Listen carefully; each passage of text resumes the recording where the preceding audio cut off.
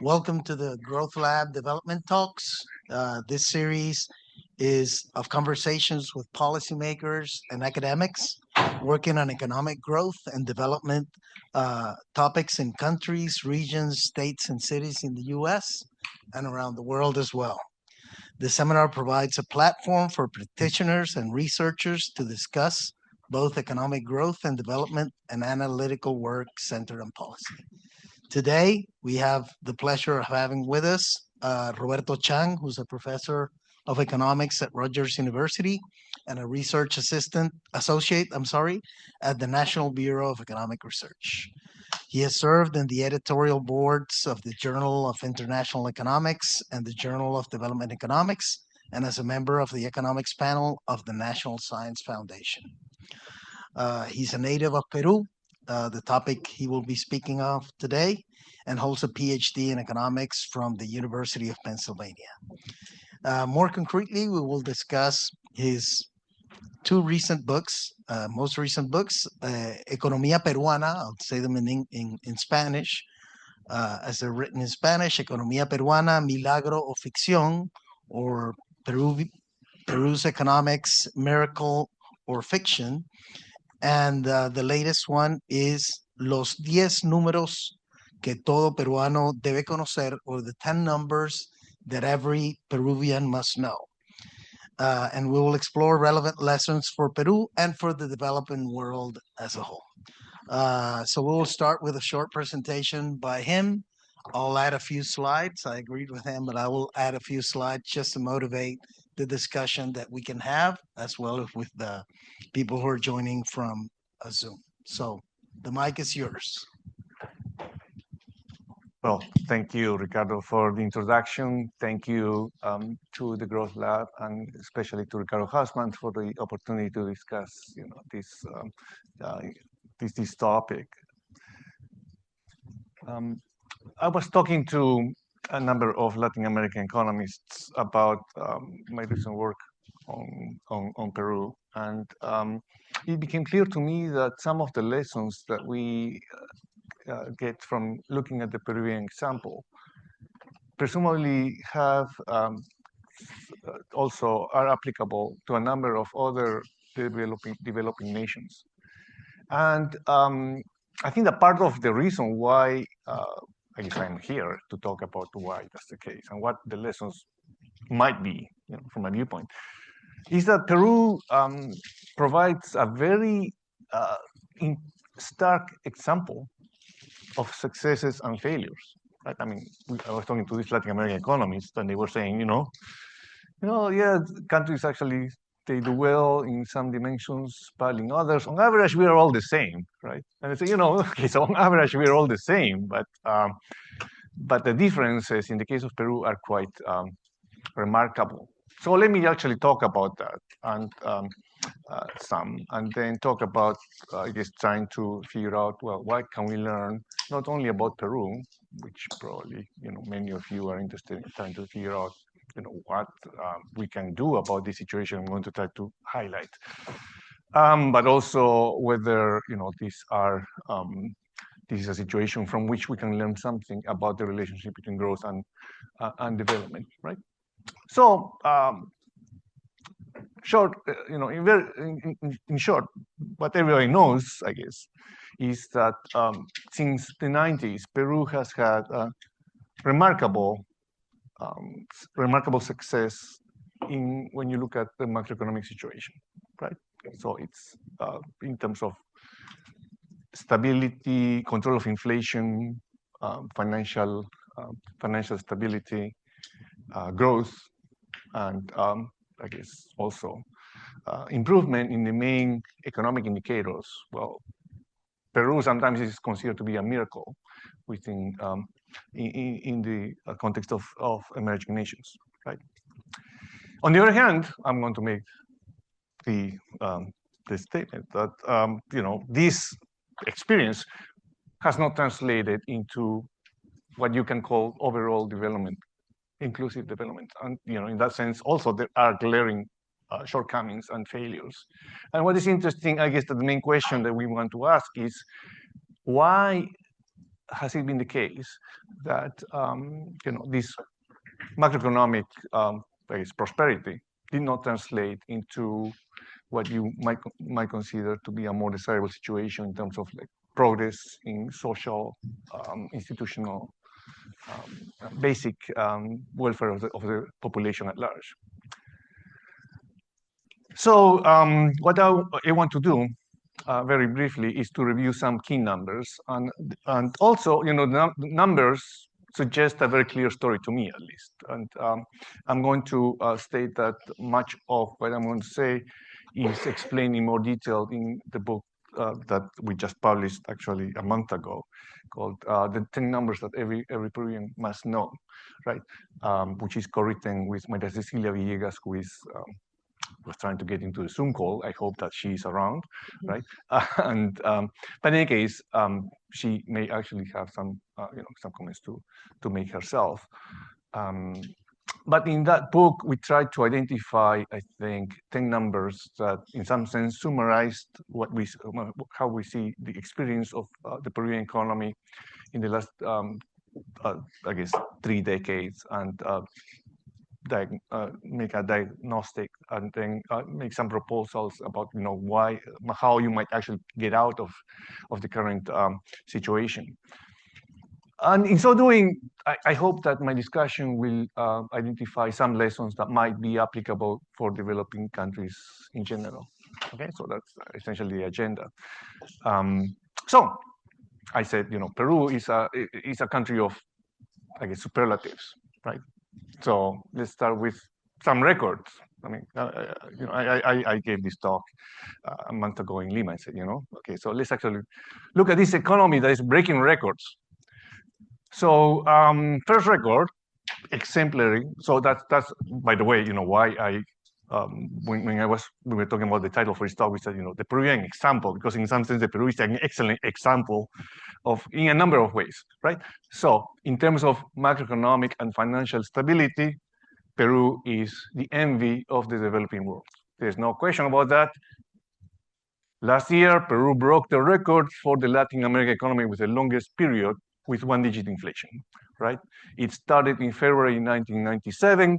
Next year, they are going to hit 30 years, if nothing, right? So, I mean, the photo that you have there, for example, comes from Clarín, which is one of the main newspapers in Argentina, celebrating the Peruvian record. So I guess that when I talk to my Argentinian friends, they are asking, what is it about the Peruvians, right? So so this is the period, right? Annual inflation in 1997.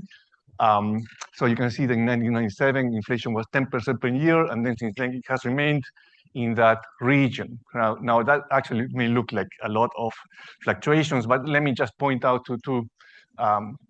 two ways to look at this. First, here the box is essentially the target range of inflation determined by the central bank. So this is the central bank since the early 2000s actually established a regime of inflation targeting with a target of about 2% plus or minus 1% difference. And you can see that much of the time the central bank has essentially been able to maintain inflation in that range. But you can say, well, still not very good. Now, of course, since you're all younger than I am, presumably, you don't actually remember the situation that actually this experience was coming from. This is inflation since 1985 to the present, right? So you can actually remember that actually, the period that we're talking about is that period, right? So just by looking at this figure, you have to realize, the huge change in the macroeconomic conditions and management in Peru, right? That change was associated with, say, periods of very remarkable stability. Not great, right? But very good. I mean, one way to measure it is, for example, how Peru compared with the United States in terms of GDP per capita. So this is a graph that actually goes back to the 1950s. You can see that essentially in 1977, Peru's GDP was about 15% of United States GDP per capita, right? Now, between that and essentially 2000, that became only 1/10, right? So there was a big, I guess, a movement in a bad direction for Peru. But since then, since 2000, since the late 90s to essentially right before the pandemic, that difference. I mean, Peru used to be 10% of Peru's GDP per capita used to be only 10% United States per capita. Now it is at least double, right? So that actually means that. And remember that in this period, the United States growth rate has been quite satisfactory also. I mean, you may or may not know, not realize that, for example, in the last half a century, United States GDP per capita have about tripled, right? So, that's so Peru in the period since 2000 essentially, made remarkable progress in terms of growth, and in contrast with what some people sometimes argue, that macroeconomic stability and growth translated into improvements in terms of the major indicators of, for example, poverty or even income distribution and distribution, right?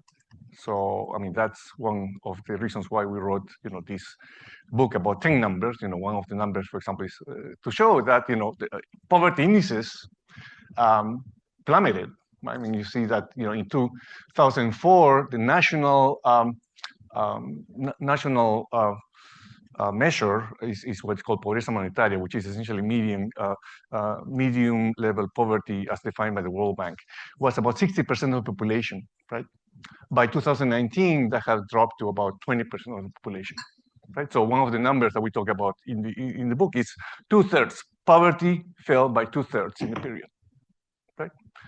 And you can actually show that, also income distribution as measured by the Gini index, for example, they improved with growth.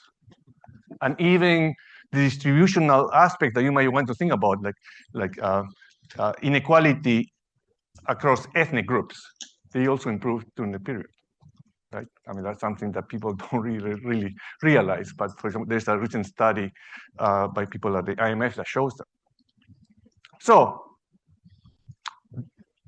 summarizing, in macroeconomic terms, in aggregate terms, right, there has been remarkable progress, right?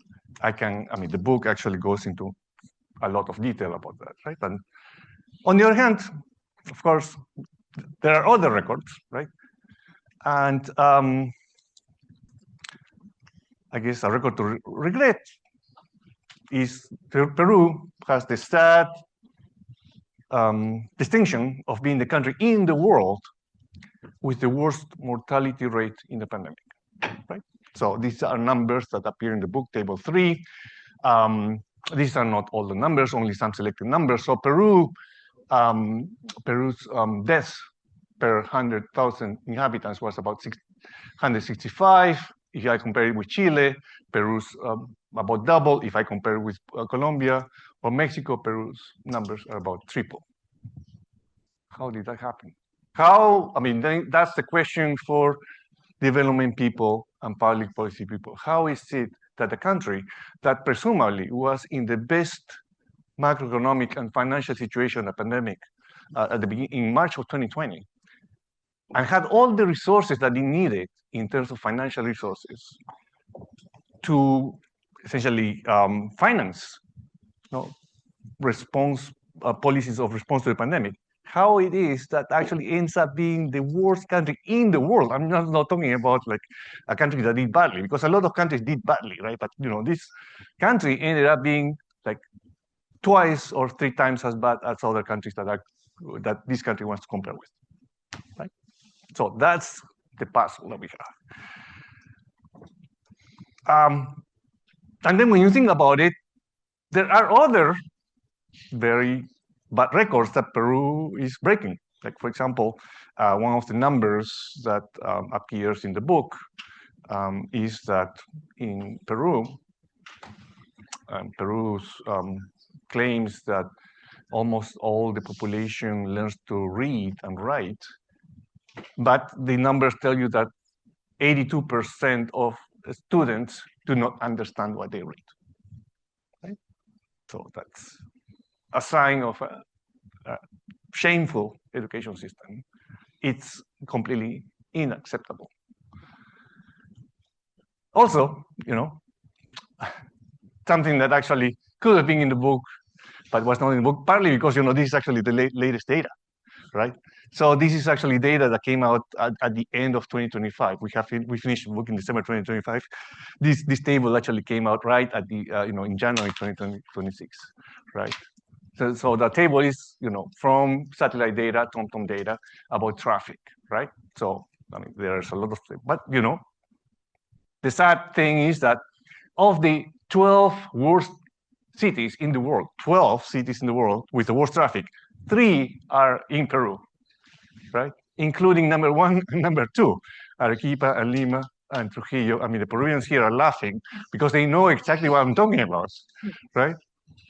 But the number of hours that one spends in rush hour per year is about 155 hours. So think about like 1 month of your life, of your working life, spent in traffic, right? So I can go on with other examples, but you can see that what is remarkable is, well, a country that in some sense does so well on paper, in practice, is close to a disaster, right? And there are a number of dimensions in which the country is actually a very underdeveloped country.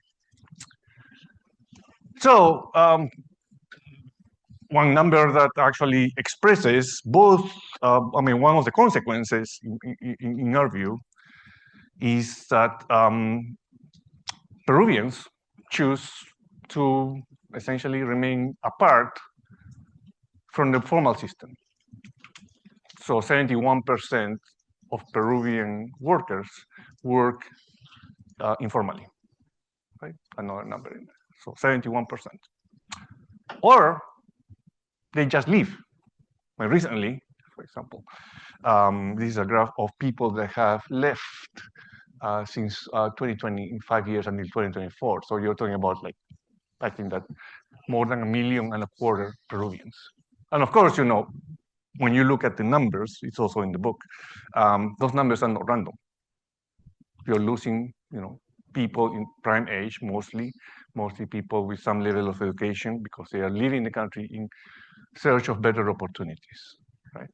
So this is not only a consequence of a bad situation, but also it creates the seeds for a bad situation in the future, right? So that's what the numbers tell us. And then the question is then, how can we understand this simultaneous success and failure, right? I mean, how is it that, success has happened? We need to understand, in some sense, why Peru has done so well in some dimension, and why it has done very badly in another dimension, right? So let's start with the good news, right? I think that there is some consensus that the macroeconomic success was mostly due to the institutions, economic institutions and macroeconomic institutions that were created in the early 90s. I'm talking about essentially the law, the organic law of the Central Bank of Reserve in 1992, the Constitution of 1993, which made the central bank independent on the one hand, and also prohibited the central bank from financing fiscal deficits, right? And in addition, these two big laws were complemented by the creation of fiscal rules, right? So that is actually true, but also that's not. There is something else that actually needs to be mentioned and investigated better, because it's not just a matter of making laws, because laws can change at any time. And in my view, and is the one aspect of this success that has been not appreciated enough is the development of this culture of economists, essentially around the central bank of Peru, right? I mean, a lot of people talk about the president of the central bank, Julio Velarde, and they say, it's all about Julio Velarde. Well, I'm saying that actually that's actually not quite true, right?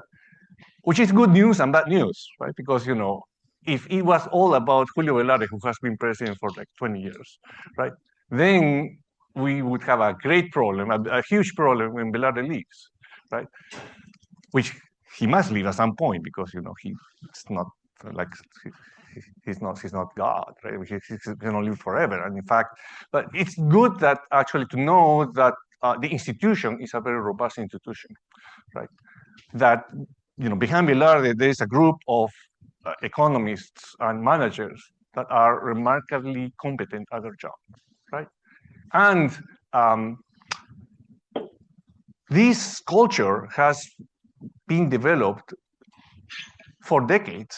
I mean, I think that if I want to mention one institution, the Central Bank of Peru, for example, every year has a course, essentially like a master's level course. When the central bank actually chooses the best graduates from Peruvian schools, and then pays those graduates to come to the central bank for 3 months, full time, to study microeconomics and econometrics. And at the end of the 3 months, they choose, the best graduates to work for the central bank, right? So every year, the central bank, chooses about 10 to 20, makes 10 to 20 offers, right? But when you think about it, during 60 years, you're talking about like 600 economists that have actually learned the culture of the central bank. And if you actually look at what, where these economists placed, I mean, when you look at, economics ministers and people working in the financial industry and so on, then people in the superintendent office of banking and so on, then you're going to see that many of those actually had contacts with the central bank. So in some sense, the central bank success actually was built over decades. It was a little bit of an accident, but it's an example to follow, right? Now, while this was happening, or the central, the macroeconomists were in charge of the situation, if you want, the rest of the public sector was postponed. I think that if there was a big mistake in what you can call the Peruvian model, is that people, and I'm not going to blame economists because I believe that there's some division of labor, right? I mean, you talk to some people in politics like Alberto Vergara, and Vergara, writes, well, the economists didn't worry about, these other parts, right? But whose job is it? That's the question that I had to ask, right? But the fact is, so we can talk about that. But, the rest of the public sector was postponed. For example, I mean, here are numbers that are relevant to what happened at the beginning of the pandemic, right? So if you look at expenditures in health, hospital beds per 1,000 inhabitants, or doctors, then Peru was way below comparable countries. I mean, here I'm talking about Chile, Colombia, Mexico, right? I mean, this is actually more marked in terms of doctors, right? Peru had like half the number of doctors per relative to the population as Chile did. That was data for 2019, right? And this ended up costing us. Now, if I want to actually, for example, isolate one factor that actually explains why Peru did so badly during the pandemic, it is that Peru's vaccination rate was dismal. So this is a graph, I mean, a picture that reveals everything. The blue line is Chile, the orange line is Peru. The pace of vaccination in 2021. In January of 2021, with the start of the second wave, Omicron, Chile was vaccinating about 8,000 people per million of inhabitants per day. Peru, 0. Okay, so Peru would, as the graph actually shows you, Peru would only match Chile at about August after the change in presidents, right? So if you actually make the calculation, I mean, this was the worst part of the pandemic.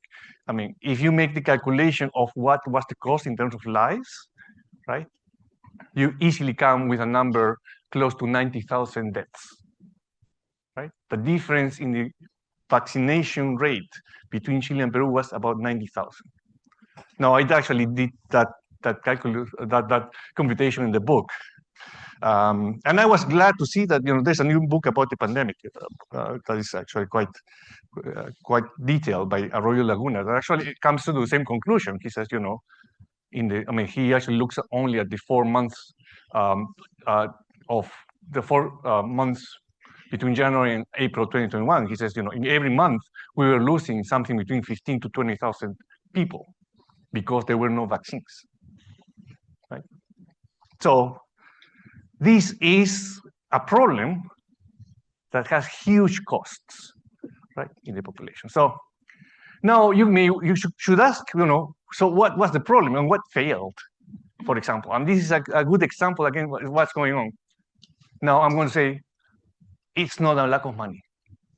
A lot of the Peruvian problems are not a problem of not having funds, not having the resources, because Peru, at the beginning of the pandemic, had all the money needed. And in fact, that was expressed by the finance minister to the rest of the government, right? And in fact, it's quite interesting that, Harvard Kennedy actually plays an important role in this discussion, right? I mean, I actually am reproducing cite from a book from Chamovitz and Leon, Días Contados. This is a very important book that actually won the National Literature Award in 2021. And they actually talk about how the finance minister, Maria Antonieta Tony Alva, was making decisions. And they actually say, very early in the emergency, Tony Alva did not forget what Ricardo Hausmann and Andres Velasco, previous professors of hers, told her. It was February before the pandemic was official. Do not pinch pennies in health spending. If the health minister asks for heavens, give them to her. It is not time for fiscal rules, right? And in fact, I was in one of these conversations, some of these conversations when I was visiting LSE, I was with Andres Velasco in precisely that kind of call, right? So it was not a lack of money. So if it was not a problem with money, what was it? Well, this is something that we should be studying, not only Peruvians, but I think this would be of interest for a lot of other countries. What was it? Well, we in the book, Maria Cecilia and I talk about 3 different possibilities. One is a poor public health system and a very, I guess, disjoint, badly coordinated system of medical insurance. So that's one. Part of it I have already illustrated with the previous tables. But I guess most importantly, there was a failure in the functioning of the public sector, right? This was most clearly illustrated with the case of, with the answer to the question, well, why was it that there were no vaccines in Peru at the beginning of 2021? And then you can see that essentially the government of Martín Vizcarra did not anticipate, did not actually finish any contract for purchasing vaccines by the time Vizcarra was ousted out of power. And in fact, when at the end of 2020, Francisco Sagasti, the incoming president, he said, The government has been telling us that they are going to actually secure 30 million vaccines, by January. That's actually not true, right? We don't have any contract written. So the first contract securing vaccines in Peru would only be signed in February 2021, right? The first massive vaccination campaign did not start until probably July of 2021, right? So why is it that the government did not actually secure vaccines? Well, you can actually look at the discussion. We can discuss it more. It was a combination of the government officers did not want to make decisions, right? They were very reluctant to actually act quickly. There is probably corruption. I'm going to say probably because this is still under investigation. The fact is that, for example, there were opportunities to buy vaccines from Pfizer and AstraZeneca as early as August and September of 2020, which were not taken, right? And then in February 2021, it was disclosed that the president, the ex-president Vizcarra, the health minister, and so on, they had been vaccinated in secret, right, with Sinopharm, the vaccine coming from China. So what do I conclude? It's not very hard to actually make hypotheses about what happened. So there's a possibility of important corruption. Now there is another aspect of the problem that is remarkable, which is informality and exclusion. I mean, the fact that the country is so that informality is so prevalent in Peru was also made it very difficult for the government to say reach populations that had to be reached during the pandemic, right? It made it almost impossible to figure out where people were, right? And so, for example, in the cases of the financial responses of trying to give money to people so that they would stay at home, then the appropriate institutions, the finance minister and the central bank, sometimes didn't know where to send the checks, right? So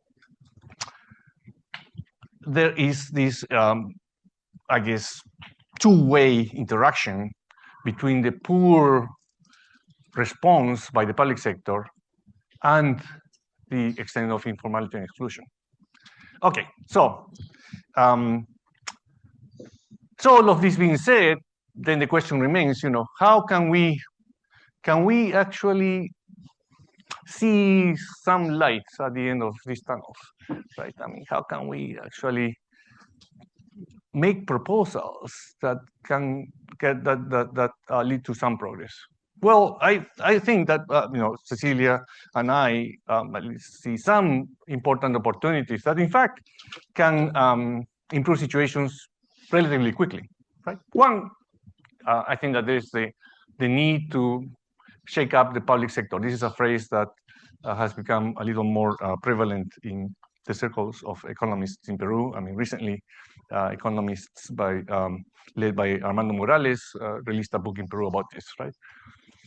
The fact is that there are huge opportunities to improve public services and social welfare importantly, with already existing fiscal resources, right? So the last chapter in our book, for example, starts with the observation, well, much of the public budget that is assigned every year is not spent, right? So in 2024, if 1/6 of the unspent fiscal budget had been used to reduce poverty, poverty will be zero.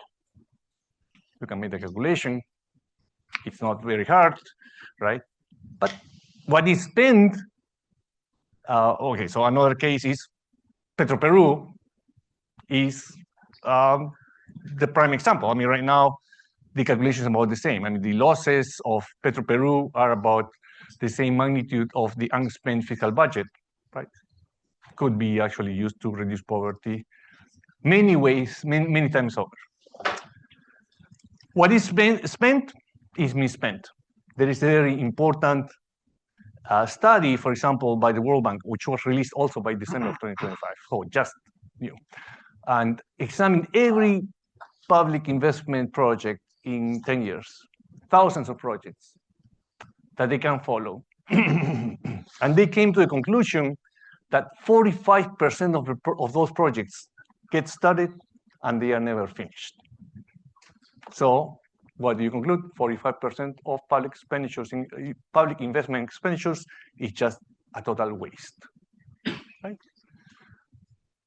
So there is a lot that you can do with some reform of the public sector without, in fact, having to resort to new debt or fiscal deficits. Right? I mean, the current administration, instead of trying to fix those problems, is choosing to actually add more fiscal commitments that are very poorly justified and very tailored to favor very tiny minorities of the population. Okay, so there are other possibilities for improving the situation. For example, one of the numbers in our book is that the number of Peruvians that have access to new technology, smartphones, was about 95% in 2025, right? I mean, this is actually incredible because only 10 years before, having a smartphone, I understand, was a sign of wealth from the viewpoint of the people that were measuring poverty. They say, you know, if you had a smartphone in Peru 10 years ago, you have not been in the poverty population. Right now, not to have a smartphone means that you're in the poorest 5% of the population. But you know, when you think about it, then this actually creates great opportunities to improve public services on a number of ways, like financial services, education, health services, and so on. Right? And also, at the same time, this provides great avenues, important avenues for improving inclusion and formalization. So, sorry, taking a little longer than I thought, but let me just conclude with a few words about what I think that the lessons might be for Peru and for other developing countries. Well, first, I conclude the first thing to actually stress, as doctors say, do no harm. Right? Monetary and fiscal discipline in Peru have been successful. They must be cherished. They must be protected. In particular, there is no justification for the current, I guess, slippage in fiscal discipline. And I mean, the current administration has violated fiscal rules, and the Congress is actually violating the Constitution in actually approving some commitments for the future, right? And also, you know, one thing to stress is that it is possible to return to relatively robust rates of growth based on private investment. This is something that I cannot stress right here, but when you look at the experience of Peru, the conditions are pretty similar to the conditions in 2005 to 2015, where the growth rates were easily, you know, over 6-7% per year, right? So that actually tells me that it's not a dream to think that you can actually quickly return to those growth rates. Right?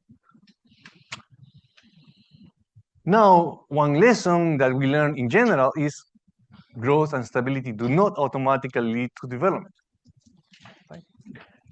So recently, my co-author and excellent friend Andres Velasco and LSE led an effort to develop something called the London Consensus, which was in some sense thought about complement to the Washington Consensus. And I think that's very welcome, in the sense that I think that this review of Peru shows that the Washington Consensus did lead to progress, but it was not enough. Somebody had to take care of the other things, right? And maybe the consensus was generated complacency in the sense that economists like me, and I feel like guilty in a personal way, that we thought, well, maybe if you take care of these aspects of the economy, central banking, inflation, so on, then these other things would actually improve at the same rate, and they did not. Right? couple more other things when we think about proposals. I think that an important lesson is to think about proposals for the short run and the long run, right? And there are some things that can be done relatively quickly. For example, revive private investment, right? And that, in my view, can be done fairly quickly. Right? When you look at the problems that investors have had in recent years. All other aspects of the problem, other proposals actually work much more slowly. I mean, a lot of people say, the issue is education, right? Okay, we agree with that, right? However, if you're going to make proposals about education, you have to be conscious of the fact that any education reform that you're talking about is going to be yielding fruits like 10, 15, 20 years down the line, if you're successful, right? And that actually brings me to that last point, which is obviously, one of the reasons why you want to make sure that you understand the policies and reforms and proposals work in different timeframes, is that the political economic reform is central. It is central. I mean, right now, we see that, right, with the current administration, and unfortunately, we are seeing it in the discussion surrounding today's elections. Well, thank you very much.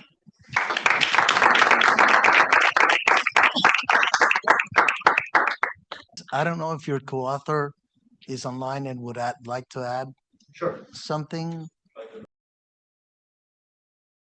Well, thank you so much for this opportunity. I think Roberto has done a great presentation. I will just rather add one thing. These serious political economy issues have led to the situation we are currently in the country. We have well, you'll see the numbers in the book, but we always say that the numbers do not lie. And what is going on right now in the country is that we have two candidates, presidential candidates, one from the far left and the other one from the far right.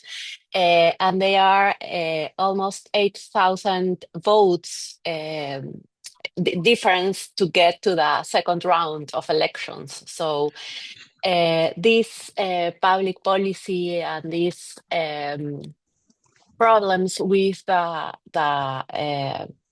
gestión pública led to citizens not being adequately served. And this is rushing us into a very difficult situation. It might happen that the candidate that goes to the second round is one that wants to change the only institution that is functioning right now in Peru, which is the central bank. He has campaigned on the fact that he will change the central bank and that he will give away all the reserves that we have to the poor. So one thing that we have learned through this process is that institutions matter, political economy matters, and citizens have to get involved to achieve a better situation. And that's one of the reasons why we try to write this book in a very simple manner for all the Peruvian citizens to understand what we did good, what didn't work, and especially what we can change for all of Peruvians to achieve a good life. That's all on my side. Thank you very much. So yeah, there's a sense in which the book seems incredibly timely because there's an impending risk of throwing out the baby with the bathwater. The discontent with one part leads you to, just strike at the system and do away with the good. So Roberto, he was gracious enough to send me a copy of the book. So I went through the book, and Peru has excellent statistics. So it wasn't hard to add a few more numbers to the 10 that he presented. And I think they also contribute to telling a story If you see here, what we have is from household surveys. The amount of people, the amount of households who lack access, for instance, to a washing machine, a refrigerator, a freezer, a computer, or laptop. Of course, there's a stark distinction between urban and rural households. The refrigerator and the freezer is something that I think is particularly important in the context of the pandemic, because we were asking people to stay home, and these people don't have a refrigerator. So it's impossible. It's too much of an ask. And you can see here, countries here in Latin America using data from CEPAL, ECLAC, ranked nations by here GDP per capita. And you can see that Peru is an outlier in terms of having, you would expect like an X in this diagram, but you don't. You don't have a particular, Peru stands out for having less access to these goods, and particularly the refrigerator. 81% of households in the rural sector don't have a refrigerator. People feel that inequality between rich and the poor is a huge problem. That's probably why Maria Cecilia was talking about this inclination to, as I put it, throw away the baby with the bathwater. The people believe that the state should do something firm, and that's what Roberto Sanchez interprets as blowing up perhaps the central bank as his solution to the problem of inequality. And people don't trust the state. One thing that did not move during those 20 years of incredible success, as you can see here in this chart, is that Peru is also an outlier in terms of the trust people have in the government. And that did not move between these two periods. Now, one of the things, and I will finish with this, is that the problems that the macro demanded was something that Velarde and probably 9 other people, like they say here, 10 smart people in a room, can solve the macro problem. It's a technical problem, solutions are known. If you have the political willpower, the authority to solve them, you don't need the entire population to every day contribute to that. You don't need public sector workers to contribute to that. You can do it from a single office in the central bank, and you can conduct that. So those type of institutional reforms are much easier than when you think about, improving learning outcomes or health in a population. The state doesn't even control learning outcomes. You control classroom experience, but that does not necessarily, if you don't have an environment at home in your community, that will not necessarily yield to learning outcomes. And you have a lot of interactions between a teacher and a student that daily lead to those things. So it's a much, much more complex, adaptive, or wicked problem, a word I like, to define these types of problems. So they're characteristically different. They're fundamentally different. The challenges from the macro side, which are technical in nature, to those that are adaptive. So with that, we have a few minutes left. So I expected that.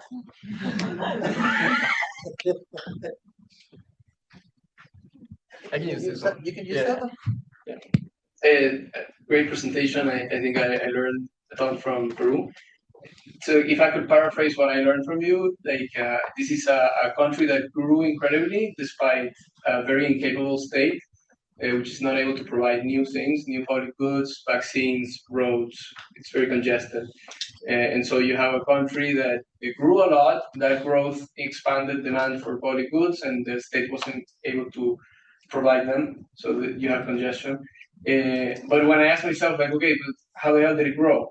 So I look at the data and I see that exports grew from 5 billion to 80 billion in the time span that you were looking at, 95 to 2025. And 90% of that was copper, gold, and agri. And you look at where that comes from, and there were reforms in the 90s. Fujimori, probably Peruvians will have very controversial thoughts about that, but they had reforms in the 90s to central bank, to mining and agri, which led to growth, that wasn't macroeconomically mismanaged, and that's how you grow. And then you have, at some point, a very incapable state, which doesn't accompany growth with the provision of public goods. And so everyone's mad because they're not seeing the benefits of growth, and they spend a month of work life in rush hour traffic. So, would you disagree with that story? Would you say, as long as you don't screw up mining and agri, we're gonna keep growing, but not developing because the state is incapable of following that, or would you say, that was not a big contributor?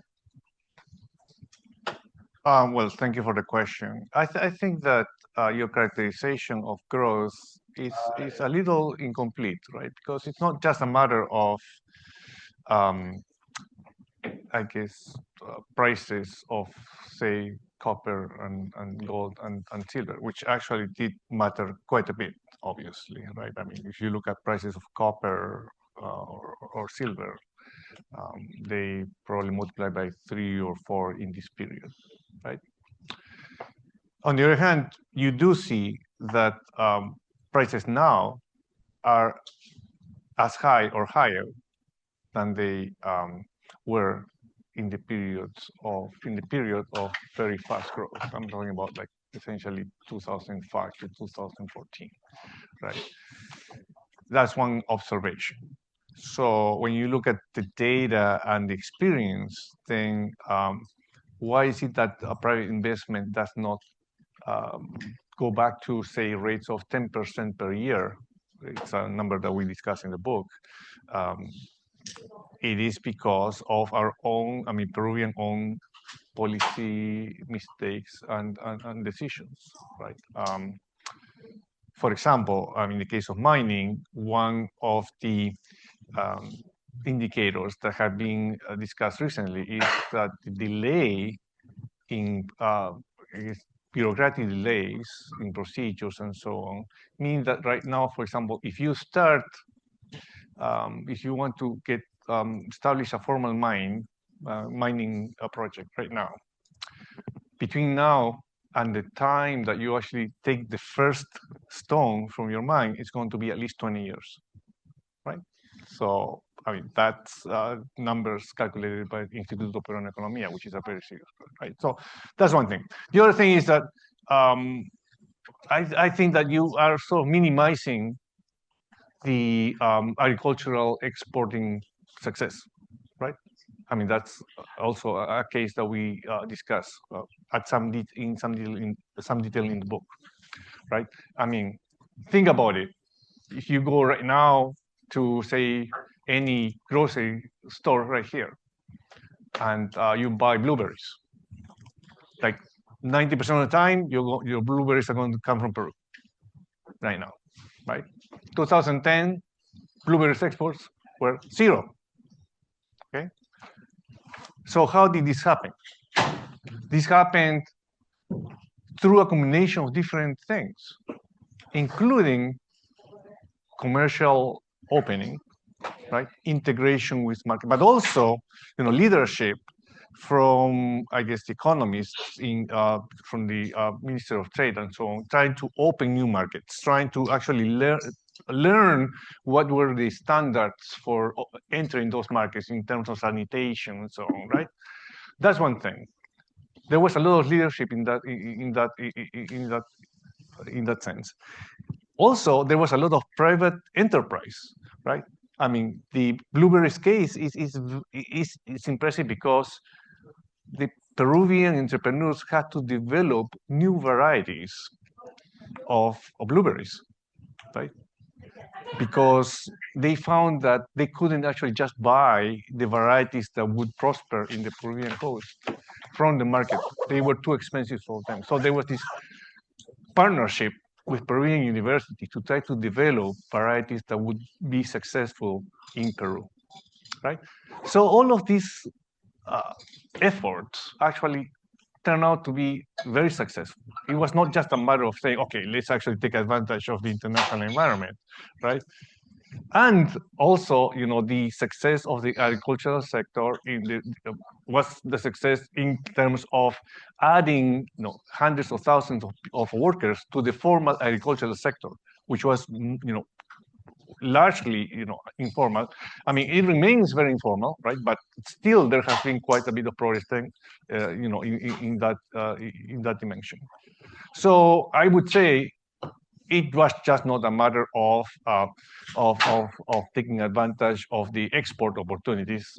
That actually took a lot of leadership, a lot of effort, organization, and respect for a strategy that, for example, was I guess oriented towards try to rely on private investment and opening to the world economy.